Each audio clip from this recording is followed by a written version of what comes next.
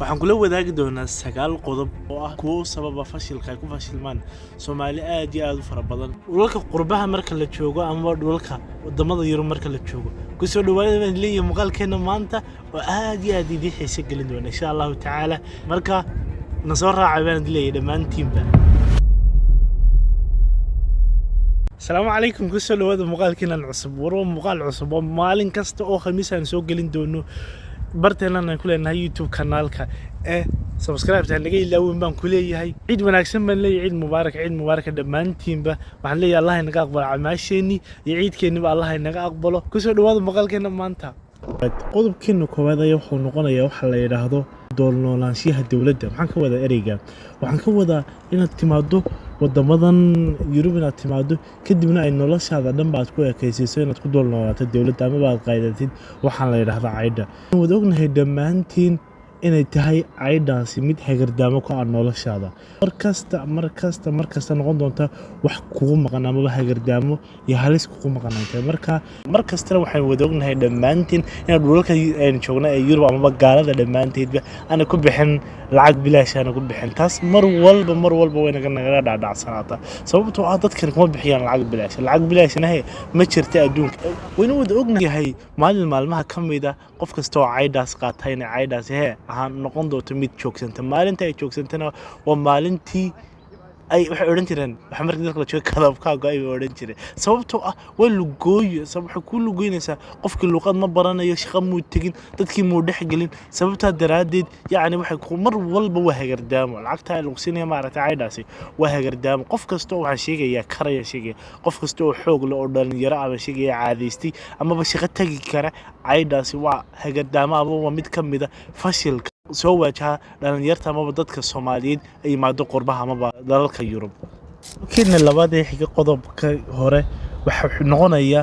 inaad noqoto mid ah Soomaali socod ama Soomaali kaliya la dhaqmo kaliya isku kooba taasoo waaqac nolosha u fahanto ee ka jira wadankan waa la socotaa dadka wadanka ku nool waa la socotaa dadka kale ajaanibka wadanka ku nool waa fahankaaga laakiin ku xigta laakiin waxaad ka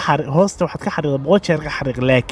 laakiin xuduud u yaal xuduud la dhaqanka dadkan la dhaqan oo la soco laakiin xuduud iyo xad u yaal sababtoo ah ha noqonin halaqo dalag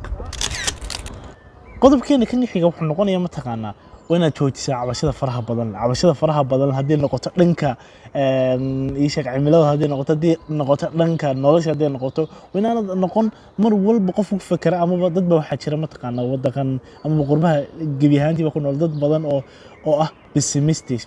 marka waxa ama qof yaani negative ka fakaro oo noqon way cunsuriyeenaya inay sidan ay sameynayay midowga iyo diirka ay ku arkeenay askari noqo sidaan hore soo sheegay askari adag noqo oo la tacaamuli kara wax kasta iyo bad kasta ay kula gasho nolosha waa noqotaa wayna cabashada faraha badan joojisa wayna noqotaa nin aad iyo aad u heer sareeyo oo noloshiisa ku kaaftooma oo noqda mid ka gungaara hadafkii uu ka lahaa wadankan hadafkii uu ka lahaa noloshiisa ama hadafkii uu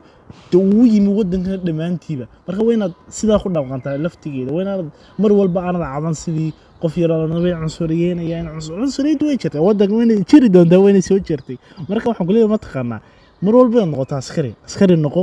sidaa baan isku ognahay ما شاء الله تبارك الرحمن waxaan noo bilaabmay samarkii noo bilaabanay dhawaan marka waxaan u soo jeclaysiin fiidiyogan idin la wadaagaan fiidiyogan oo ah fiidiyoga insha Allah taala soo gali doona maalinta Khamiistan soo galiyo insha Allah taala waan ku rajaynahay waxaan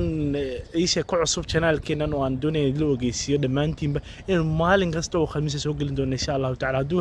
rabbi ogolaado weey inaan soo gali doono muuqaal aan soo gali doono maanta waxaan marka jeclaysiin ka faa'iideystaa caadada ma sha Allah jirta oo soo baxda waxaad kala ogaataa ma taqaanaa inaad ka faa'iideysato markasta ay Yurub qoraxdu soo baxdo qoraxdu waa waxa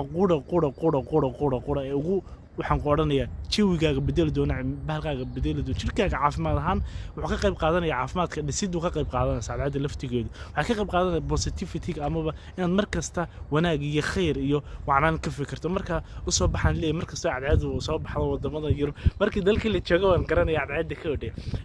cadceedu ma yihiin شيء أهمية آدي وين سيا سبتو عدمان قررنا هيرك تاعنا مركا قفك واحد اللي مروحو قرتها نمعضة مركو كان نسقانتو قرتها بالا مركا على عدوى مهم مركا ديرو تشوكتو على عد أما قربها دمانتو نورا يوضما على عدو كيرتها على عدوى لازم واي على عدو فيتامين دي بنسين سا فيتامين دي ومهم جدا قدر كان حيانا وحنا نقولنا إياه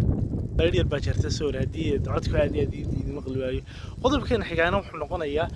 waxa la yiraahdo ixtiraamka sharciga waliba hadii aad tahay qof ku cusub wadankan ama wadankan Jarmalka ama dhamaan qurbaha ama dalalka Yurub dad ku cusub tahay fadlan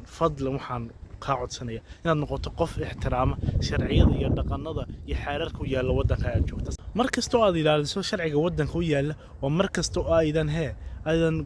saameyn ama aanay kugu yeelan negative aan kugu yeelan qof kasta oo ku cusub baan leeyahay qurbaha fadlan ilaali xeerka iyo sharciga wadankaas oo dhigtay ii sheeg waxaad arkaysaa dhalinyaro badan ama badadiyo aad u fara badan oo wadanka imanaya kadibna wixii ama sharciga u degsanaa dadkana u degsanaa كدول تلابسنا هادونا سوقي وناقي خير سوقي أما بده بوزيتيف سوقي هذا هاي شرع سوق هذا هاي قف لفتي قصو شرعي هايست أو ودن خدونية نجانشي أو دقن فضلا إلى أنت شرعي هذه مهم كوت هذه كوت هاي خير كوت سببته مركز تو أيضا نسكهوري من هذه الدولة أما بعد شرعي أنا نسكهوري من متقنا ومركز تو نورش هذا نقطة مد عن دبات يمد ويو دبات كهوري من مركز فضلا مركز تكون دلالة شرعي أنا احترام قضب كان حيا وحنا نقولنا waxa la yiraahdo isdiibitaan hadayna Soomaaliyeed manihin dad samir leh sababtoo ah waxaanu imanaynaa dalbaynu imanaynaa cusub luqadiisu nagu cusub tahay dhaqanadiisu nagu cusub yihiin markiiba waxaan noqonaynaa dad isdiiba mar walba hay isdiiban samir yeelo samirku waa wax aad iyo aad u cajiiba mar walba noloshu waa halgan baan ku leeyahay noloshu waa tareenka ka dhicin tareenka hareerta qabsan baan ku leeyahay marka nolosha tareenka hadii aad gees ka dhacdo ma aragtaa waa fashil baad markaa ku sugnaanaysaa waad noqotaa qof samir leh qof sugitaan waad noqotaa qof yaani dulqaad leh oo salku dhig leh waad noqotaa baan ku leeyahay marka qodobka xiga waxa la soo gaaray horta qodob aad iyo aad u xiiso gelin badan baa horta la soo gaaray aad iyo aad u muhiim hadii aad doonayso wadamada qurbaha ama dalalkan Yurub hadii aad ku noqdo doonayso inaad ka gaadho horumar midhaha ilaawe midkan aan hadda ku sheegayo hadii aad ilowdo waa mid kamida fashilka nolosha ku soo waajahaya intaad ku nooshahay wadamadan waa luqadda wadanka aad ku nooshahay barashadeed luqadan wadanka aad ku nooshahay barashadeed waa furaha nolosha weeye waa furaha nolosha sababtoo ah hadii aanad baran luqadda wadankaas fahmi maysidba qof waxa tahay dhagax xidhan baad oo indha xidhan baad waxaad arkaysaa dhalin aad iyo ama dad aad u fara badan oo hadii noqoto Soomaaliyeedna noqoto iyo hadii ay Carab iyo dad kale ba ay noqoto waan ku arkay wadankan aan ku nool wax luqadda way ahmiyada ay siiyaan ma jirto taasina waa mid kamid ah fashilka ku soo waajahay nolosheeda weeye waayo luqadan barashadeedu aday ku dantay iyo qof kale u dan ma adiga ay ku dantay adiga cid ku turjumi mayso adiga cid maalinta aad u baahan tahay wada isticmaalaysa yaani adiga naftaada anfacaya waa naftaada oo aad investment geliso mar kasta waxaad ku dadaashaa oo aad ku dadaashaa midhaan ku celcelinaya waa midhaas waa aad important u yahay sababtoo ah daradeed luqadda wadanka hadii aad baran حاجات كنوشي حاجات كنوشي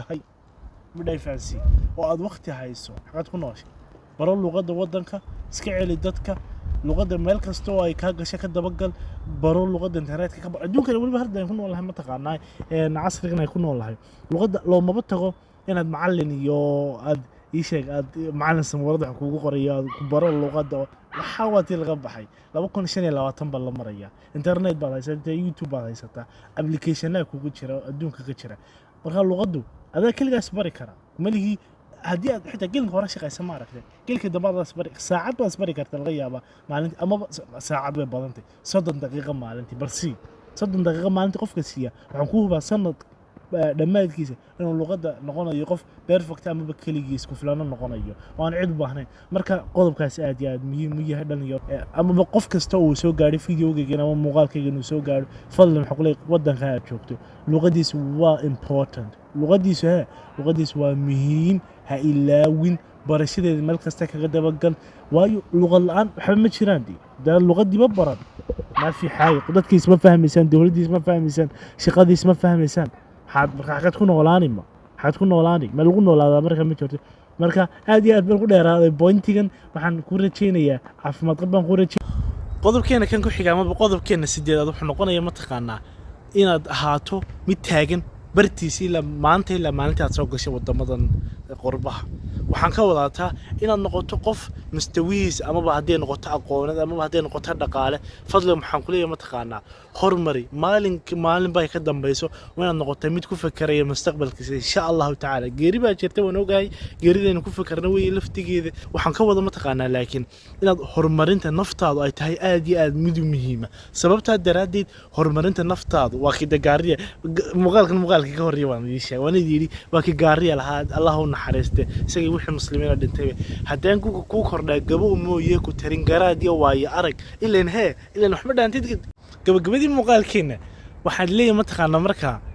noloshaada adiga ikhtiyaarka iska leh adiga hoggaanka u haya adiga la weydiinaya maalinta yawmal qiyaame noloshaada u door inta fiican aan kulay nolosha u door wadada fiican u door dhamaantiin waxa diir rajeynaya caafimaad qab bash barwaaqan diir rajeynaya intaynu ku kulmi doono muuqaalkan iyo muuqaal aad u fara badan oo faa'iido leh insha Allah ta'ala intaasaan muhiimadeedu tahay muuqaal faa'iido leh oo fiican inaan soo geliyo laga warsugan leeyahay dhamaantiinba inaan ku kulmi doono muuqaalka xiga muuqaalkeeni waa gabagabayn leeyahay ma buu halkaas inaan ku gabagabayn doona intaan ku kulmi doono khamiista xigta السلام عليكم ورحمة الله وبركاته نقول كلا واضح